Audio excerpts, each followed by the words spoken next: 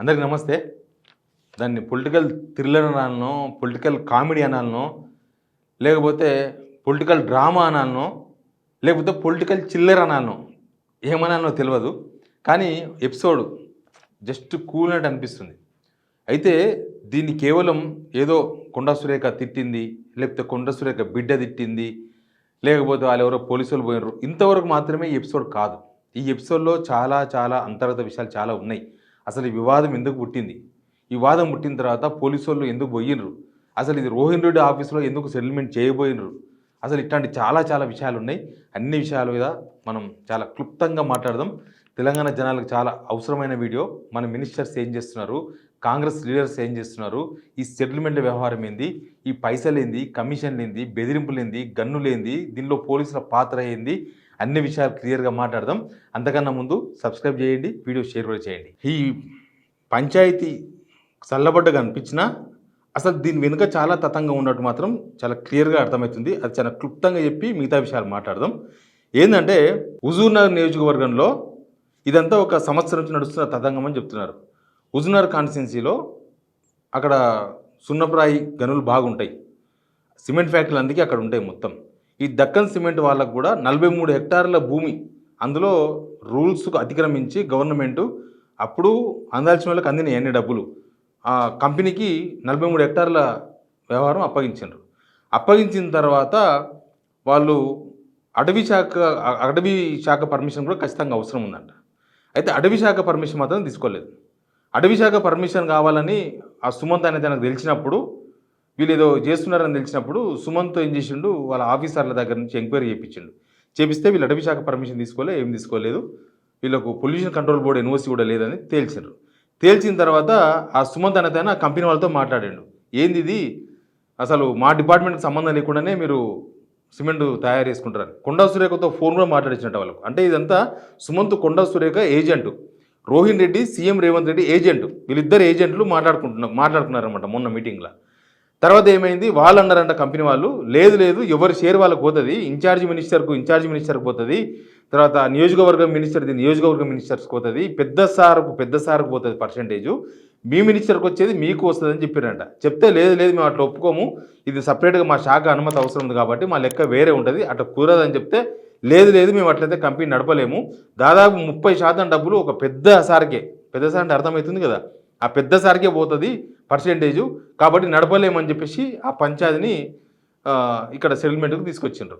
రేవంత్ రెడ్డి తరపునేమో రోహిన్ రెడ్డి వచ్చిండు, ఈయన మేడం తరపునేమో సుమంత్ పోయిండ్రు, కూర్చున్నారు. దాదాపు 2 గంటలు చర్చలు జరిగినాయి. ఇక తుపాకీ గురించి ఎవరిది ఏం కదా తెలియదు. డెక్కన్ కంపెనీకి సంబంధించిన ప్రతినిధులు ఇద్దరు వచ్చిండ్రు, వీళ్ళిద్దరు మొత్తం 4 అదే లొకేషన్లో 2 గంటల పాటు ఉండి చర్చలు జరిపిండ్రు. తర్వాత అక్కడనే మాట పెరిగింది. టేబుల్ పైన ఉన్న తుపాకీని తీసుకొని సుమంత్ ఆయన గురిపెట్టిండు అనేది ఇప్పటిదాకా ఉన్న సమాచారం. అయితే ఇప్పుడు జరిగింది ఏంది, ఒక మినిస్టర్ ఇంటికి పోలీసులు పోయినరు, అర్ధరాత్రి పోయినరు. అసలు ఎఫ్ఐఆర్ అయిందా ఈ ఇష్యూలో?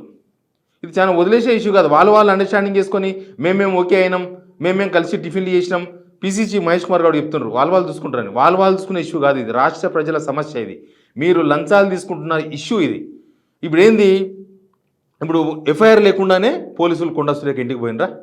ఒక మంత్రి ఇంటికి ఎఫ్ఐఆర్ లేకుండా పోలీసులు ఎందుకు పోయినరు అర్ధరాత్రి పూట? మరి ఈ మంత్రి పరిస్థితి ఎట్లా ఉంటే సామాన్య జనం పరిస్థితి ఏంది? సామాన్య జనం విషయంలో ఇంతకన్నా క్రూరంగా వ్యవహరిస్తారు పోలీసులు. ఎందుకంటే టాస్క్ ఫోర్స్ పోలీసులు పోయినరు, సుష్మిత గారు మాట్లాడినరు, ఆ టాస్క్ ఫోర్స్ పోలీసులతో ఎందుకు వచ్చినావు, ఏంది సుమంత్ ఏం పడింది, ఎఫ్ఐఆర్ లేకుండానే సుమంత్ను వాళ్ళ ఆధీనంలోకి తీసుకుందామని చూసినారు ఆ పోలీసులు. ఓలా ఎఫ్ఐఆర్ కాలేదు, రైట్ మాట్లాడదాం. ఎఫ్ఐఆర్ కాకపోతే కనీసం ఇప్పుడు ఇంత రచ్చ అయిన తర్వాతనైనా కనీసం అక్కడ గన్ను పెట్టి బెదిరించింది నిజమా కాదా పోలీసులు తెలుసాలనా లేదా? అసలు ఆ గన్ను ఎక్కడిది, ఆ గన్ను లీగల్దా ఇల్లీగల్దా, ఎవరి లైసెన్స్ కింద ఆ గన్ను ఉంది, అసలు ఇల్లీగల్దా, అక్కడ సీసీటీవీ ఫుటేజ్ ఏమైనా ఉందా, అసలు రోహిన్ రెడ్డిని ఎందుకు వదిలేసిండ్రు పోలీసులు? ఆయన మీద కూడా కావాలి కదా, ఆయన మీద కేసు కావాలి. ఇప్పుడు అది ఓలా ఇల్లీగల్ గన్ అయితే చాలా పెద్ద ప్రమాదం కదా. కాంగ్రెస్ లీడర్లు ఇల్లీగల్ గన్లు పెట్టుకొని సెటిల్మెంట్ కోసం తిరిగితే రాష్ట్రం ఏమైపోతుంది, రాష్ట్రంలో ప్రజలు ఏమవుతారు, వ్యాపారస్తులు ఏమవుతారు, కంపెనీలు ఏమవుతాయి, మన భవిష్యత్తు ఏమవుతుంది, ఒక పెద్ద క్వశ్చన్ మార్క్ కదా. అసలు ఎందుకు పోలీసు వాళ్ళు ఇప్పటిదాకా స్పందించలేదు ఈ విషయంలో? ఒకటి ఈ ఆర్మ్స్ యాక్ట్ ఉంటుంది కదా, అంటే పర్మిషన్ లేదో పర్మిషన్ ఉన్న గన్లు కంతకు పెట్టి బెదిరించాయంటే ఎవరిని అరెస్ట్ చేసినా దాదాపు 3-4 నెలలు జైల్లో ఉండాలి. అంత సీరియస్ ఉంటుంది యాక్ట్ అది. మరి ఇప్పటిదాకా పోలీసు వాళ్ళు ఎందుకు దీని మీద స్పందించలేదు, ఎందుకు ఎఫ్ఐఆర్ చేయలేదు, ఎందుకు గన్ను సీజ్ చేయలేదు, అసలు ఆ గన్ను లీగలా ఇల్లీగలా చెప్పలేదు, ఇదంతా నడుస్తుంది. ఇందులో పోలీసు వాళ్ళ హైడ్రామా అయిందనేది ఒకటి క్లారిఫికేషన్ రావాల్సిన అవసరం ఉంది. రెండో విషయం ఏంటంటే, ఇప్పుడు సుమంత్ అనేది ఆయన గన్ను పెట్టి బెదిరించే ప్రయత్నం చేసిండు, సెటిల్మెంట్ చేయబోయిండు కాబట్టి కొండా సురేఖను మంత్రి పదవి నుంచి తప్పించాలని Revanth Reddy social media already రాస్తుంది, ప్రచారం స్టార్ట్ చేసింది. ఓలా అది వాళ్ళు పెడుతున్నారు కాబట్టి ఇప్పుడు అదే మీటింగ్లో ఉన్న రోహిన్ రెడ్డి ఎవరి తరఫున వచ్చి మాట్లాడిండు, సీఎం రేవంత్ రెడ్డి తరఫున ఆయన మాట్లాడిండు, మంత్రి కొండా సురేఖ తరఫున సుమంత్ దిగిండు రంగంలోకి. మరి ఇప్పుడు ఆయన తరఫున రేవంత్ రెడ్డి కూడా డిస్మిస్ చేయాలి, కొండా సురేఖను తప్పించాలి, రేవంత్ రెడ్డిని కూడా తప్పించాలి.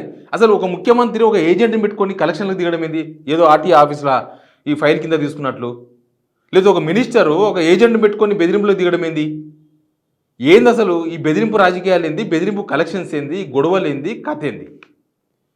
అసలు ఇందులో ఇంకొక పాయింట్ ఉంది. అసలు రేవంత్ రెడ్డే దీనిలో డైరెక్టర్ లేడు కానీ ఆయన మనిషి ఉన్నాడు. ఆమె చెప్పింది కదా, సుస్మితా పటేల్ చెప్పింది కదా, రోహిన్ రెడ్డి ఇక్కడ మీటింగ్ కన్నా ముందు సీఎం రేవంత్ రెడ్డి ఇంటి కాడి నుంచి వచ్చిండు, వాళ్ళ గన్ను అక్కడి నుంచే తీసుకొచ్చిండా, గన్ను రేవంత్ రెడ్డే ఇచ్చిండా. అసలు ఈ గన్నులు తెలవాలి, పోలీసు వాళ్ళు తెలుసాలి. ఉత్తగా సోషల్ మీడియాలో ఏదో కామెంట్ చేసిరని, ఏదో పెట్టిరని, ఆత్మాభిమానం దెబ్బతినదని చెప్పేసి కేసులు పెట్టి అరెస్ట్ చేసి ఈ సామాన్యుల ప్రతాపం చూపడం కాదు. ఇక్కడ రాష్ట్ర ప్రజల ఖజానాను కొల్లగొడుతున్న ఈ దొంగల మీద పడాలి పోలీసులు. నిజంగా పోలీసు వ్యవస్థ పనిచేస్తే పోలీసులు గౌరవం కాపాడుకోవాలంటే ఈ కేసులో ఏం జరిగిందో చెప్పాలి, ఈ కేసులో గన్ను ఎక్కడుందో తేల్చాలి, అసలు ఇందులో ఎవరి పాత్ర కూడా చెప్పాలి. ఇప్పుడు లేకపోతే అధికార దుర్వినియోగం అంటాం దీన్ని, అధికార దుర్వినియోగం, అధికారులను వాడుకుంటున్నారు, పోలీసు యంత్రాంగం కాంగ్రెస్ వాళ్ళ కోసం పనిచేస్తుందని క్లియర్గా మాట్లాడతాం. ఇక అసలు ఇప్పుడు ఈ విషయంలో రేవంత్ రెడ్డి వ్యవహారం అంతా బయటకు వచ్చింది.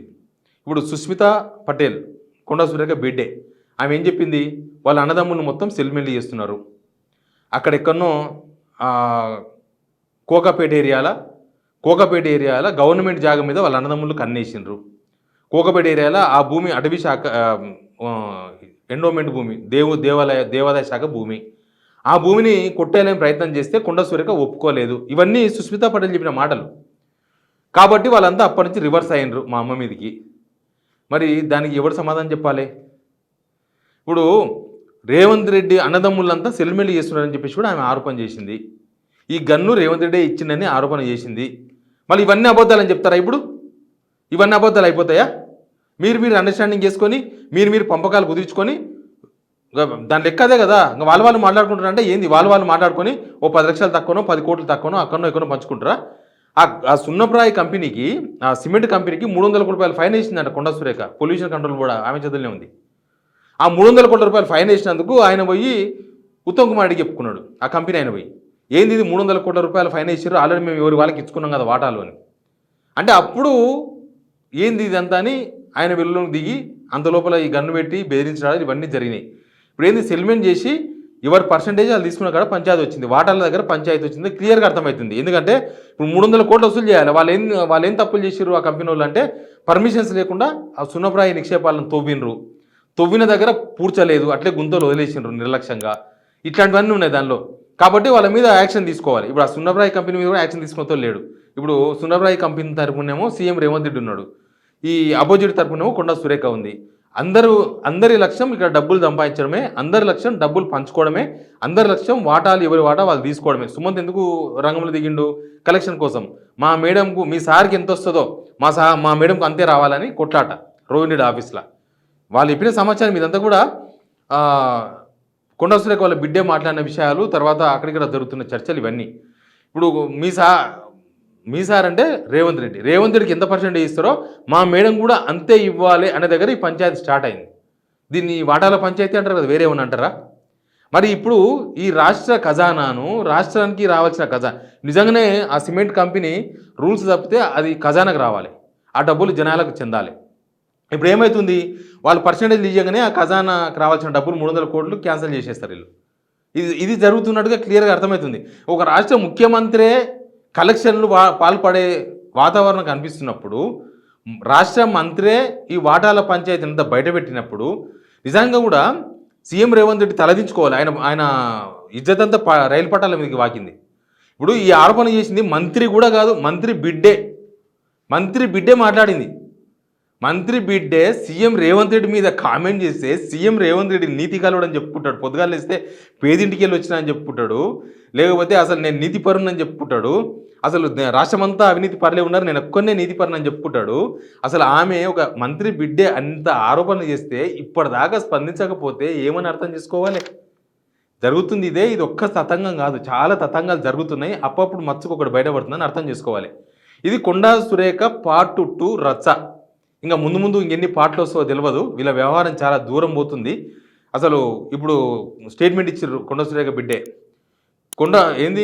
క్షమాపణ చెప్పాలని రేవంత్ రెడ్డి వర్గం మా మీద ఒత్తిడి పెంచుతుంది, మేము క్షమాపణ చెప్పాలన్నా, కాల్మకు క్షమాపణ చెప్పాలన్నా అని ఆమె దగ్గర నుంచి ఒక స్టేట్మెంట్. పోలీసులను పీకలేరని చెప్పేసి నిన్న ఒక స్టేట్మెంట్ ఇచ్చింది. అసలు ఇదంతా పైసల కోసమే అనేది మాత్రం వెరీ క్లియర్.